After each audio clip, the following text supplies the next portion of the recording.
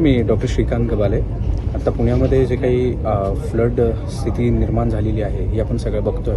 तर सर्वात महत्त्वाची गोष्ट म्हणजे पुण्यातले जे नैसर्गिक नाले आहेत जे साधारणतः गेल्या 40 वर्षामध्ये खूप सारा त्याचा डिस्टर्बन्स झाला आहे। एक 3000 पेक्षा जास्त ऑन साईट नैसर्गिक नाले होते, त्यातले 40% नैसर्गिक नाले टोटली आत्ता आपण बुजवलेत आणि तिथे एन्क्रोचमेंट झाली आहे। साधारणतः एकूण 13 मेजर वॉटरशेड्स आपण पुण्यामध्ये पाहतो, त्या 13पैकी प्रत्येक वॉटरशेडमध्ये आत्ता जो नाले आहेत तिकडचे ते सगळेच्या सगळे नाले आत्ता पूर्णपणे तुडुंब वाहत आहेत। यामध्ये पाणलोट क्षेत्रामध्ये 200 ml म्हणजे मिलीमीटरपेक्षा जास्त पाऊस झाला आहे आणि सिटी एरियामध्ये 100 मिलीमीटरपेक्षा जास्त आहे। तर टोटल 300 मिलीमीटरचा ॲव्हरेज जर तुम्ही कन्सिडर केला तर त्याचा जो काही पाणी जमिनीवर पडल्यानंतर त्याचा जर रन ऑफ होणं गरजेचं आहे, त्यातला फक्त 95% जो रन ऑफ आहे तो फक्त मी ह्याच्यासाठी वापरतो आहे कारण तेवढा पूर्णपणे जसा का तसा जाऊन नदीला तो मिळतो आणि 5% फक्त पाणी जमिनीखाली जिरपत आहे। आणि याला नेमकं कारण कोण आहे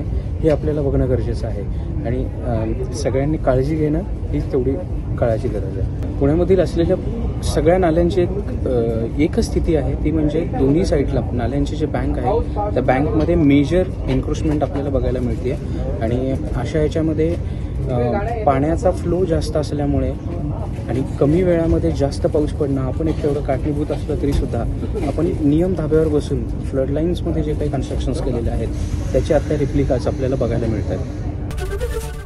एबीपी माझा, उघडा डोळे बघा नीट।